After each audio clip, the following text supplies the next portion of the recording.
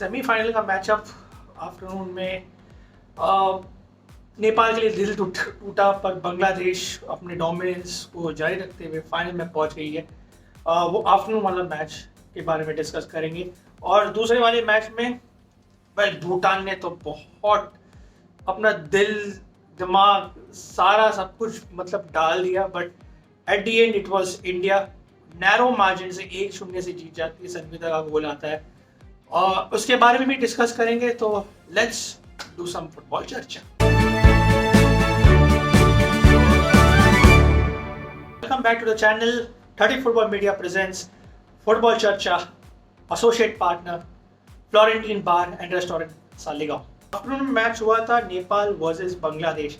All honestly speaking, Nepal Bangladesh में तो इतना इंटेंस कंपटीशन था जो शायद हमने सेकंड मैच के बारे में उसमें बहुत बात करेंगे।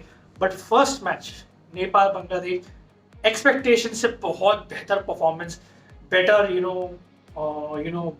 बेटर कॉम्पिटिटिव कंपटीशन दिखा। मैच पे बात करते हैं फर्स्ट हाफ में प्रैक्टिकली देखे तो नेपाल ने अपने आप को थोड़ा सा पुश फॉरवर्ड करने की कोशिश की। एग्जैक्टली उनके प्लान्स वही थे कि शुरू में ही अटैक बनाया और वो गोल करे, और वैसा ही हुआ। 22वें मिनट में गीता राणा का गोल आता है और नेपाल को 1-0 की लीड दिला देती है। और वैसा लग रहा था कि 1-0 शायद हम फर्स्ट हाफ में जाएंगे, but before going into the first half, well let's appreciate Rituparna Chakma का वो ओलंपिक गोल, वो जो कॉर्नर से जो गोल मारे नेपाल की कीपर के मतलब सेव हो सकता था या नहीं हो सकता था उसके बारे में, पर जो गोल मारा वहां पे मुझे लगता है कि पॉइंट सेट हो गया था और लगा कि यार बांग्लादेश फाइट बैक के लिए तैयार है। इसीलिए फर्स्ट हाफ से बिल्कुल पहले ही इक्वलाइजर आ जाता है। सेकेंड हाफ की शुरुआत होती है तो सेकेंड हाफ की शुरुआत में बांग्लादेश पूरी तरह से अपने अटैकिंग मोड में आ रही थी, नेपाल भी दूसरी तरफ चांसेस बहुत थे, बट कन्वर्जन, और वही बात आती है जो पिछले 2 मैचेस से नेपाल का कंसर्निंग पॉइंट रहा है कि वो फिनिश बराबर नहीं कर पाते हैं, और वही कंसर्न वापस से दिखा ये भी सेमीफाइनल में। आराम से मुझे लग रहा था कि इस मैच जब वो 1-0 की लीड के बाद जो बॉल गवाए, गोल गवाया, लीड भी गवा दी, 1-1 हो गया था, तो मुझे ऐसा लग रहा था कि भाई नेपाल वापस से फंस गई। और वैसे ही हो रहा था टिल 80 मिनट तक नेपाल पूरी तरह से पुश कर रही थी। कहीं बॉल एक में यहाँ तो मुझे लग रहा था कि एक गोल आने वाला था, पर पोल ने बचा लिया वो शायद 70-80 मिनट में आसपास, वरना वैसे तो नेपाल पूरी तरह से गेम में थी, पूरी तरह से डोमिनेट कर रही थी अपने पोजीशन को। Bangladesh on the other hand वो वेट कर रहे थे कि कुछ एरर्स हो, और वो वैसा ही हुआ। जैसे ही स्टॉपेज का घड़ी आया और स्टॉपेज के टाइम में 90+1 या 2 मिनट या 90+3 मिनट में या 2 मिनट्स में एक कोलिजन होता है। एक वो सबसे डिफाइनिंग मूवमेंट होता है ऑफ द सेमीफाइनल 1, जहां पर नेपाल के 2 फुल बैक के प्लेयर्स या सेंटर बैक होंगे, वो कोलाइड हो जाते हैं। अब इस सिचुएशन में आप कह सकते हैं कि जब कोई आपस के प्लेयर कोलाइड होते और बॉल अगर गोल पोजीशन के आसपास नहीं होती है तो रेफरी को तो ऑब्वियसली डबल विसल बजा के आपको मैच मतलब थोड़ी देर के लिए पॉज कर लेना चाहिए और फिजियो को बुलाना चाहिए, पर वैसा हुआ नहीं, कॉल नहीं बुलाया। और वैसे ही मौका देके बांग्लादेश के गोल होता है, वो लीड लेते हैं एकदम वेरी लास्ट मोमेंट में। आई थिंक संगोरिका ने गोल मारती और बांग्लादेश की तरफ से, और वो 2-1 की विन अपने नाम क्लेम कर देती है। ज़्यादा कुछ वैसे उसके बाद हुआ नहीं, टाइम तो खत्म हो चुका था, पर नेपाल के लिए एक और हार्ट ब्रेक हो गया है, जहां पर वो गेम में पूरी तरह से पोजीशन बना के रखे थे, डोमिनेट कर रहे थे। मतलब फर्स्ट टू टिल 80 मिनट तक तो ऐसा लग रहा है कि बार बार बॉल जा रहा है, पर वही बात आती है चांसेस कन्वर्जन अभी भी दिखता नहीं, प्रिसाइसली नहीं दिखा। ऐसे तो नेपाल के फैंस बहुत आए थे, चेयर कर रहे थे अपनी टीम के लिए, और मुझे तो लग रहा था कि भाई नेपाल की तरफ से जा रहा था मैच, बट अनफॉर्चुनेटली बांग्लादेश के मंसूबे कुछ अलग ही थे और वो मैच उठाकर गए। और एक और हार्ट ब्रेक नेपाल के द्वारा नेपाल के जो हेड कोच है उनके भी यही बात थी कि अगर वो संहिता होती तो क्या डिफरेंस बनता। ये सब बातें अब शायद अब बहुत सारी चीज़ों में मतलब कह सकते हैं, पर बाकी तो जो थे फॉरवर्ड्स फाइनल थर्ड में फिनिश नहीं हो पा रहा है, ये सबसे बड़ा कंसर्निंग पॉइंट है। 2-1 से तो Bangladesh they are go through the finals. हम लेते हैं छोटा सा ब्रेक और ब्रेक के बाद बात करेंगे इंडिया वर्सेस भूटान के सेमीफाइनल 2।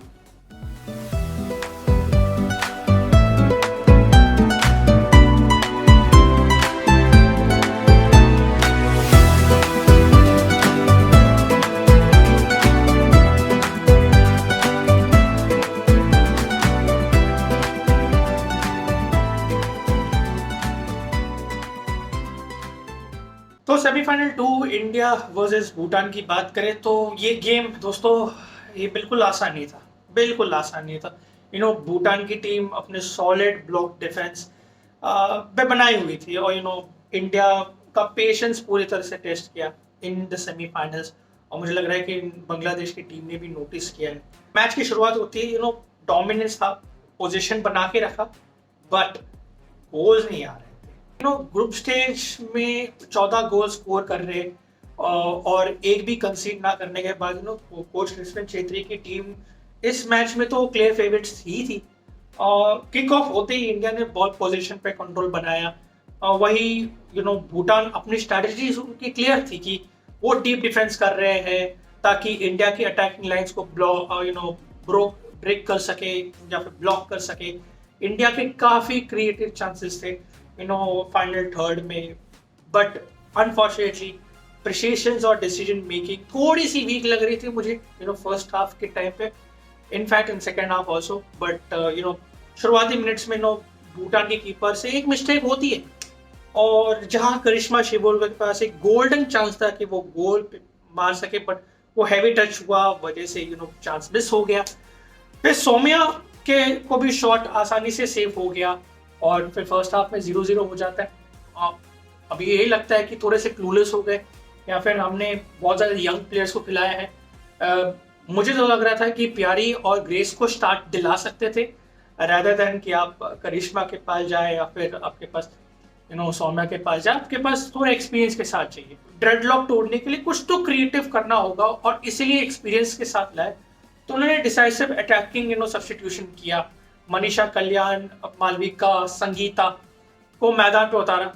चेंजेस से इंडिया के अटैक में एक अलग ही अर्जेंसी और विड देखने को मिली और स्पेशली मनीषा कल्याण के आने से थोड़ा सा प्रिसाइजन और वो डिसीजन मेकिंग लेना बहुत उनके लिए आसान हो गया और वो अटैकिंग फुटबॉल खेल रहे थे सेकेंड हाफ। और फाइनली रिलेंटलेस एक कुछ मिनट्स यानी लेट्स से कि गोल आता है वो इम्पोर्टेंट होता है।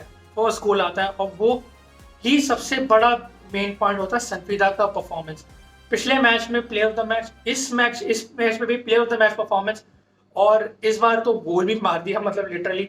सो नॉन्गरुम को बिना कोई पैनिक किए बॉल को ब्यूटीफुली कंट्रोल किया और स्क्रैम्बल डिफेंस के बीच से काम फिनिश करके 1-0 की लीड लेती है। और क्लोजिंग आउट क्या था, closing out of the game था मुझे लग रहा है कि डिफेंस का। तो लीड लेने के बाद तो इंडियन टीम विजिबली ज्यादा सेटल लग रही थी कंसिडरिंग फर्स्ट हाफ में क्या क्या कुछ हुआ। पर भूटान भी अपनी तरफ से कोशिश कर रही थी कि वो किधर से तो कहीं काउंटर में जाके गोल मारे, ये सब चल रहा था।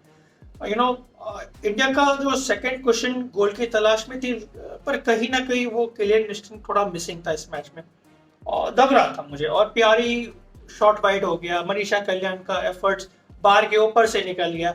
पर अच्छी बात यह है कि डिफेंस रॉक सॉलिड था। भूटान एंड मिनट्स में कोई मेजर थ्रेट क्रिएट ही नहीं कर पाया एक्चुअली ऑनेस्टली स्पीकिंग।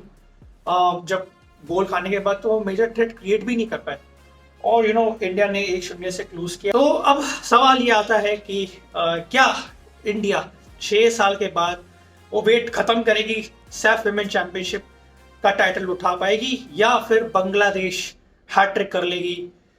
फाइनल में जो मैच होगा वो तो आई थिंक फैमिलियर फोर्स है बांग्लादेश और इंडिया ने, दोनों ने आपस में ग्रुप स्टेज में खेला है। इंडिया ने ऑफकोर्स 3-0 से जीता है, पर फाइनल एक अलग बिल्ड प्रेशर है।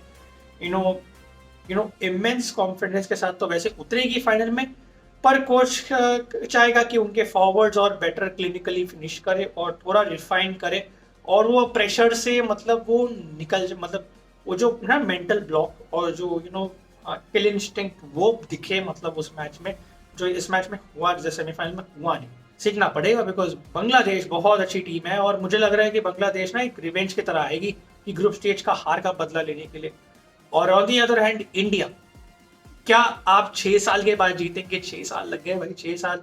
अदिति चौहान ने आखिरी बार शायद सैफ की विमेन ट्रॉफी चैंपियनशिप उठाई थी। That's a very long time. आपको क्या लगता है गाइस कि दोस्तों क्या इंडिया फाइनल में बांग्लादेश को हरा पाएगा?